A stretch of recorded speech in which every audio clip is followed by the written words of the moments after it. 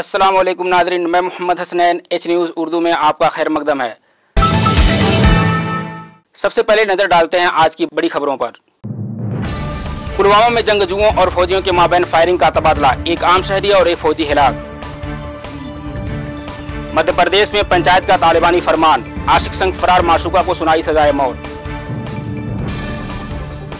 केराना में वीवीपैट मशीनों में खराबी, लोगों में भारी गुस्से का माहौल। चीन ने फिर दिखाई पाकिस्तान से दोस्ती, 50 करोड़ डॉलर के कर्ज पर दी राहत। शेन वाटसन की तूफानी इनिंग की बदौलत चेन्नई सुपर किंग्स तीसरी बार चैंपियन। अब खबरें तफसील से।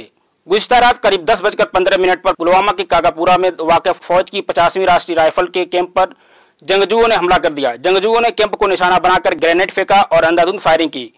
फौजियों ने जवाबी फायरिंग की, जिसके बाद तरफैन के माबैन गोलीबारी का तबादला हुआ, जिसमें एक शहरी और एक फौजी हिलाक हो गए। ये वादी में मरकजी हुकूमत की तरफ से रमजान सीज़फायर के ऐलान के बाद मुसल्लह तशद्दुद में किसी शहरी और फौजी की हिलाकत का पहला वाक़या है। मसूला इत्तलात के मुताबिक शहरी की हिलाकत के पेश नज़र जिला पुलवामा में मोबाइल इंटरनेट खिदमात को एहतियाती तौर पर मुअत्तल कर दिया गया है।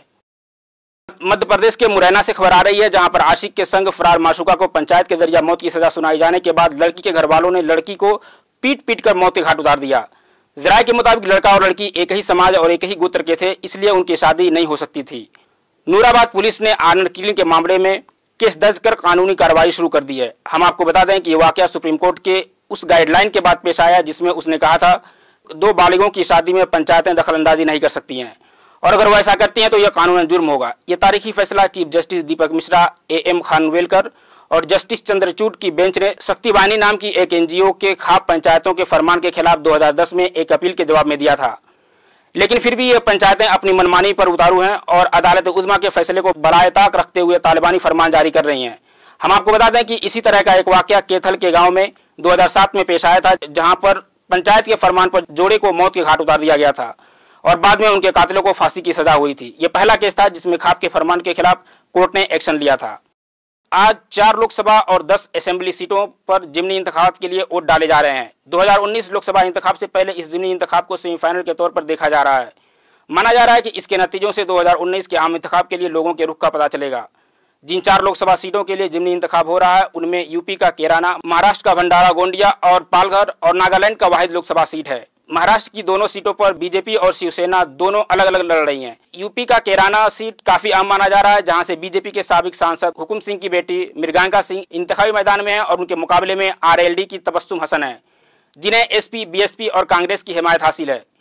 वहीं केराना से खबर आ रही है कि वहां पर कुछ बूथों पर वीवीपैट मशीनें काम नहीं कर रही हैं, जिससे लोगों को काफी दिक्कतों का सामना करना पड़ रहा है।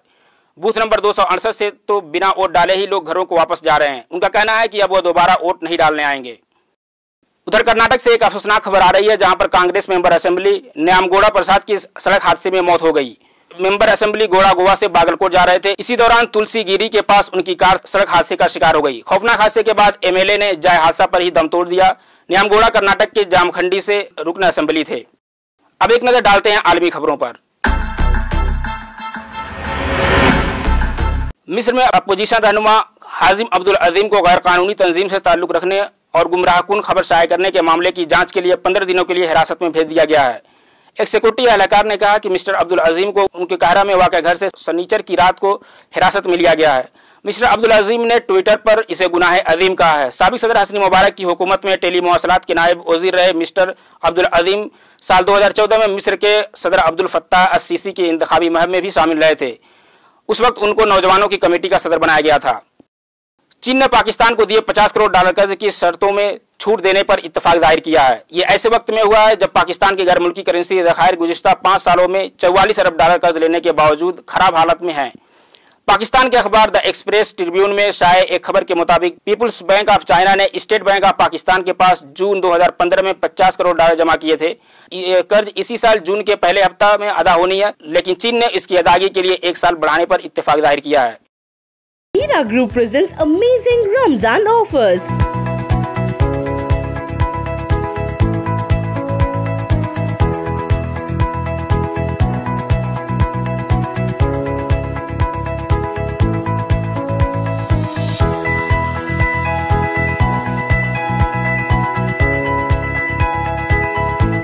100 rupees off for 1 gram gold.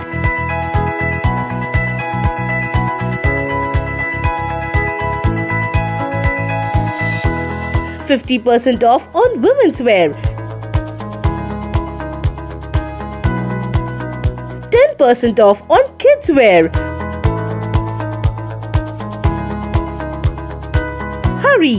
Visit your nearest Hira Mart, Hyderabad, Tirupati and Mumbai. अब खबरें खेल से।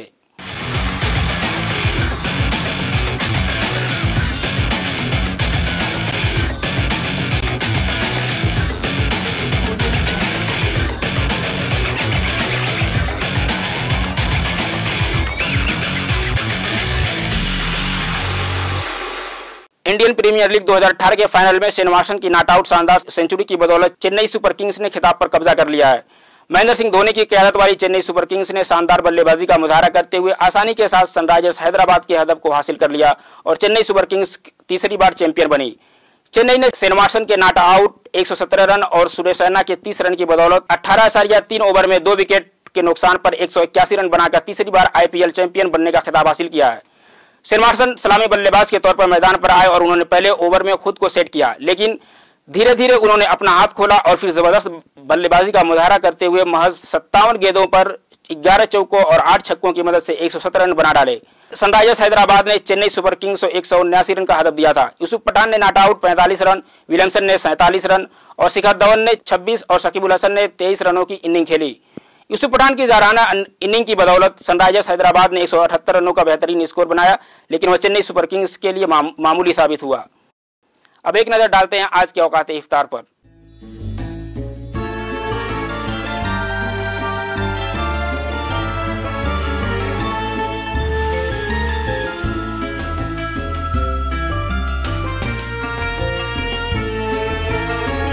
खबरों में बस इतना ही। अपने मेजबान मोहम्मद हसनैन को दीजिए इजाजत। अल्लाह हाफिज।